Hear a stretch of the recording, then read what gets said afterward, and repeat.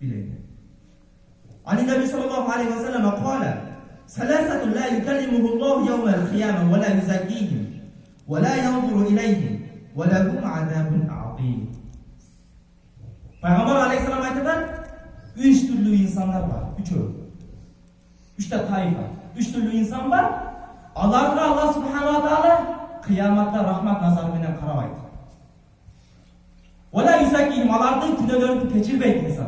Allah subhanahu wa ta'ala insanlar. Al 3 türlü insanlar kaçlar? Şeyhun zâni nâhûn.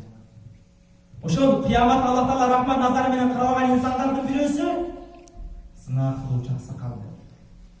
Nâhûn. Allah saklasın. Şu nesini görün. Alımdардың sözü var. Arba'atun hasanun velakin arba'atan minha ahsan. At-tawbat mineş-şab hasanun velakinnahu mineş-şeyh ahsan. 4 жақсы нәрсе бар, бирок андан дагы 4 жакшыраак нәрсе бар.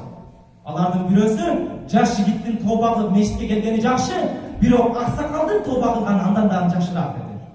Арбаатун кабихун валакин арбаата минха ахбар. 4 жаман нерсе бар, андан дагы жаманыраак 4 нерсе бар. Алардын бирөөсү жаш жигиттин күнөөкөр болуштугу жаман нерсе, бирок аксакалдын күнөөкөр болуштугу андан дагы жаманыраак нерсе деди. Биз көрүп атабыз. Мен бұл жерлерде билбейм, мен көп жерде көріп атам. Жашы 70-ке чыккан аксакал, сакалын сабамдатып алып, арак ичип жүргөн аксакалдарды көрүп атам. Кээ бир жылдарда көрүп атабыз. Муну көргөндө ыйлабастан айла жок. Ыйлагым келет бул нерселерди көргөндө. Бул хадисте айтты пайгамбар алейхисалам. 3 түрлүү инсандар бар. Алардын бирөөсү эмне деди? Шайхун зан, зына кылуучу аксакал. Кыздардын көчөдө жарымжылам ачып кетип атканын көргөн кемпир аксакалдарды көрүп атам. Карап алып пай деп суктанган аксакалдарды көрүп атам.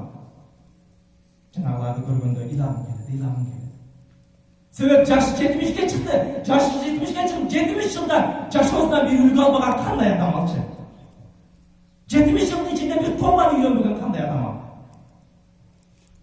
Сиз дагы өзүңүздүн жашыңызга караңыз. Жашыңыз канчага чыгып калды? 30-га, 40-га, 50-ге чыкты жашыңыз. Ал ушунча жылдан бери ушунча жашооңуздан үлгү албаган сиз кандай адамсыз? Алай үлгү. Өзүбүздүн жашообуздан эмне үчүн биз аксакалдын дубасын кабыл дейбиз? Себеби аксакал башынан көп нерсе өткөзгөн.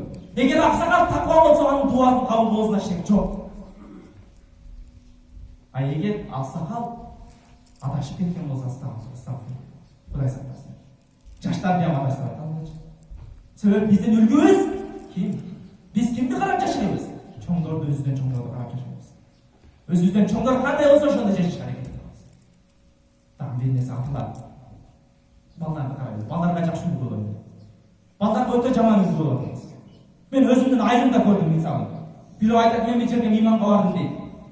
Ал жерге барсам бир 4-5 жаш бала ойноп атыптыр дейт. Мен жана аларды көргөндө көзүмдөн жаш акты дейт. Мен кызыктым, эмне үчүн көзүнөн жаш акты? Мен жаш балдар ойносо ойноп атат да. Жана айтат дейт. Жанагы жерге барсам, жанагы узаракта биз мейманчылыкта дасторкондо отурабыз аялым менен. Узаракта бир жаш балдар ойноп атат. Кичинекей чукчкаларды алып, суудан куюп арак деп тосайып ойноп атат дейт жанагыларды. Жанагыларды көрүп мен тошунам. Өтө өкүндүм дейт. Себеп ошол үйдө ошол тосту көрүп атат ошол бала. Кантип тос атканын, кантип арак ичкенин, кантип эмне менен ичишин көрүп атат.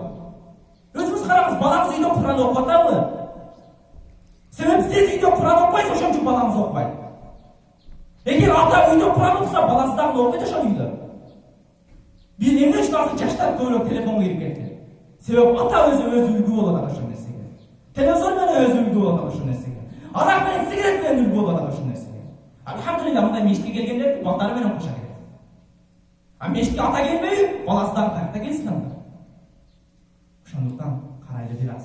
Балдарга тарбия бергенде карайлы. Кыяматта жооп берип калабыз алардын баардыгына. Жанагы айткан нерселерден 3 киши бар.